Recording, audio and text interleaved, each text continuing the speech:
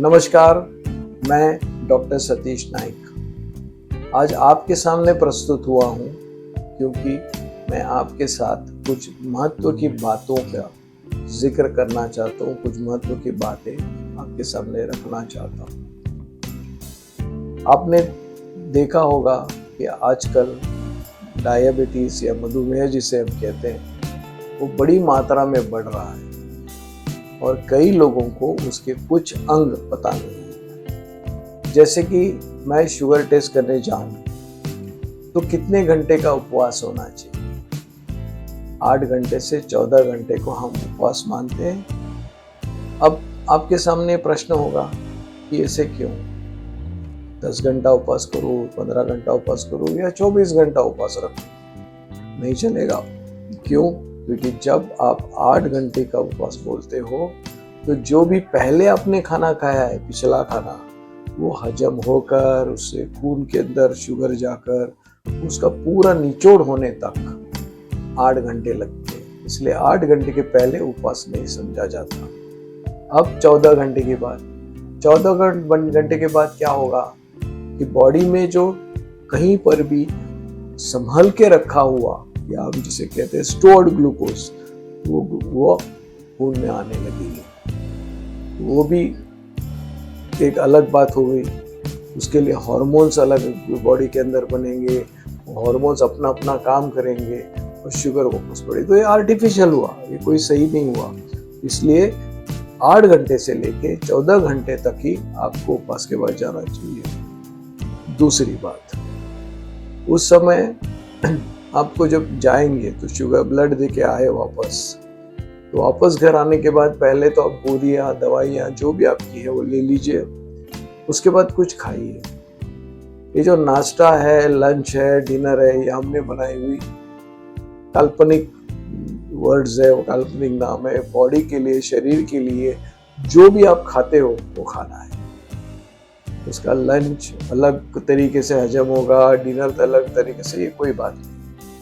तो अब समझिए फिर से एक बार कि खाली पेट जाकर आप पहले ब्लड दीजिए, खून देने के बाद घर पे आके दवाइयाँ खाइए और उसके बाद खाना 2 घंटे के बाद आपको दूसरे देना है। अब समझने वाली बात यह है कि 2 घंटा मतलब खाना खत्म होने के बाद 2 घंटा, खाना शुरू करने के बाद। तो साइंस से कहता है कि खाना एक बार आपने शुरू किया और पेट में गया तो तुरंत उसकी हजम होना शुरू हो जाता है।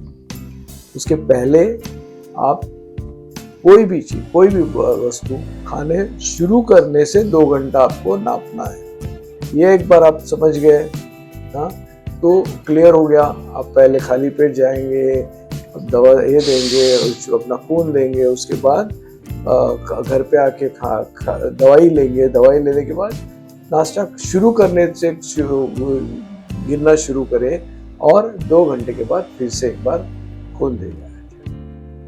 एक आपको सलाह दूंगा, लेबोरेटरी में आप जब जाते हो तो कई बार 2 घंटे का समय जो है तो 15-20 मिनट आगे पीछे हो जाता है।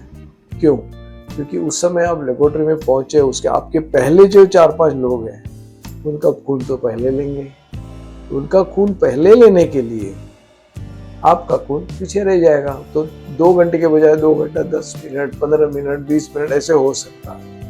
तो कृपया घर के अंदर मशीन है, उतनी ही अच्छी है, उसका आप इस्तेमाल करिए। अब कई बार लोगों के मन में कुछ भावनाएं होती है, उसका मैं जवाब दूंगा। पहले है यूरिन, पेशाब ले जाए कि नहीं।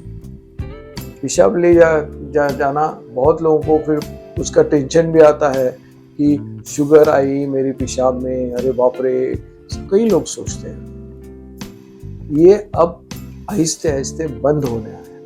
क्यों बंद होना है? 2 बातें। ये शुरुआत कब हुआ? जब हमारे पास हीमोग्लोबिन जांचने की, हीमोग्लोबिन HbA1c या ब्लड शुगर जांचने की मशीनें नहीं थी। जब मैं कॉलेज में पढ़ा तब एक छोटा सा स्पिरिट का लैंप होता था।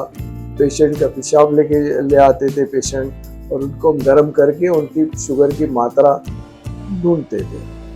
अब ये सब डिफंक्ट हो गया। टेक्नोलॉजी, तकनीक इतना आगे बढ़ गया कि अब छोटी छोटी मशीन के अंदर भी आप शुगर देख सकते हो।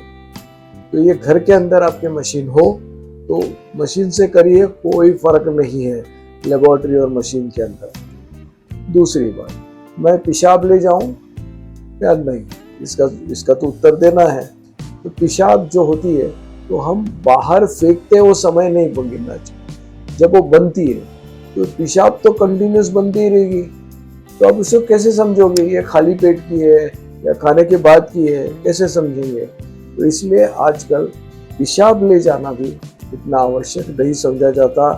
कृपया वो गंदी चीज आपको ले जानी है तो ले जाइएगा, लेकिन ज्यादा उसकी आवश्यकता है नहीं। और लास्ट बात आ गई हीमोग्लोबिन A1C।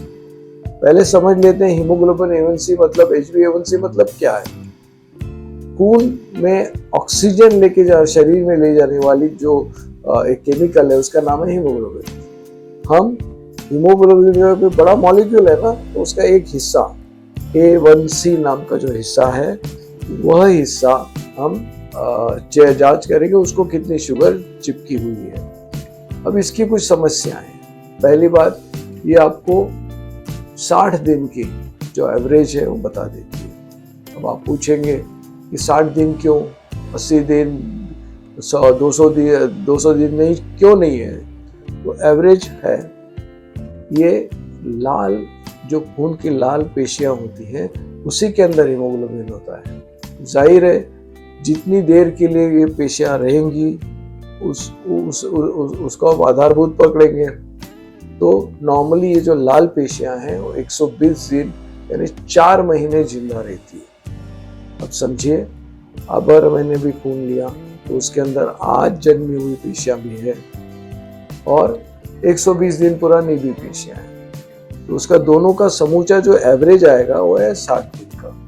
इसलिए मैं कहता हूं कि ये 60 दिन की शुगर कितनी है समझने के लिए HbA1c का। अब उसकी समस्याएं क्या है? पहली बात तो एवरेज या सरासरी जिसे कहते हैं वो बताएगा। अब इसमें एक दिक्कत ऐसी है कि अगर हीमोग्लोबिन ही ठीक नहीं हो, जैसे कि सिकल सेल एनीमिया होता है, किसी को खून ज्यादा बहा तो खून बहने के बाद बॉडी के शरीर के अंदर का खून कम हो गया, ऐसी कई सारी समस्याएं जो है वो हीमोग्लोबिन उसमें ठीक से नहीं रहता, कम रहता। तो फिर जब हीमोग्लोबिन ही कम है तो अपनी एवरेज उसके अंदर के HbA1c जो हिस्सा है वो भी ठीक से नहीं रहेगा, उसे वो भी पूरा सारा एवरेज नहीं दे पाएगा और उसमें चिपकने वाली शुगर भी नहीं दे पाएगी। तो ऐसे कई समस्याओं में जब हीमोग्लोबिन ठीक नहीं है तो HbA1c ठीक नहीं आएगा। और जब किसी को खून ज़्यादा जा रहा है, पर्टिकुलरली औरतों में ये बात हर महीने होती है, तो उसमें भी ये HbA1c ठीक से नहीं आएगा। लास्ट बात, ये बताता है क्या है? एवरेज बताता है, सरासरी बताता है। एवरेज और सरासरी कैसे होगी? अगर समझिए, मैंने कोई भी अब एक आंकड़ा देके हम आपको एक एग्जाम्पल ही देते हैं, उदाहरण देकर ये बात करते हैं। यह है कि समझिए किसी की शुगर 90 और 110 है, बिल्कुल नॉर्मल है, उसकी एवरेज आएगी 100। दूसरी तरफ किसकी शुगर बिल्कुल सही नहीं है, तो एवरेज आएगी 0 और 200, या ऐसे अगर घूम रही है तो भी एवरेज आएगी 100। अब प्रॉब्लम क्या है कि एक तरफ एकदम नॉर्मल शुगर की एवरेज 100 है, दूसरी तरफ एकदम एबनॉर्मल शुगर है जिसकी शुगर नॉर्मल के बिल्कुल नजदीक नहीं है, फिर भी उसकी एवरेज आएगी 100। तो एवरेज देखकर मैं क्या जानूंगा? शुगर की तो ऊपर नीचे होना है और ऊपर नीचे होने वाली शुगर मुझे पता ही नहीं चल रही है, फायदा क्या है? तो इसलिए आहिस्ते आहिस्ते HbA1c पीछे हो गया है, आजकल कम इस्तेमाल जाता है। एक बार फिर से दोहराते हैं, हमारी शुगर चेक करने के जो तरीके हैं उसके अंदर है खाली पेट की शुगर, जिसके लिए 8 और 14 घंटे का उपवास चाहिए। खाना शुरू करने से फिर 2 घंटे आपको पोस्टप्रेंडियल है खाने के बाद की शुगर मेजर करनी चाहिए। घर के अंदर एक मशीन पे चेक करेंगे तो बिल्कुल समय आप संभाल सकेंगे। पेशाब ले जाने की जरूरत अब आजकल बहुत कम हो गई है। और HbA1c की जो समस्या है मैंने बताई, 2 महीने का एवरेज बनेगा, और अगर मुझे उसके पहले अगर मैंने चेक करी तो एवरेज सही नहीं आएगा। मेरे ख्याल से आज यहीं रुकते हैं। धन्यवाद।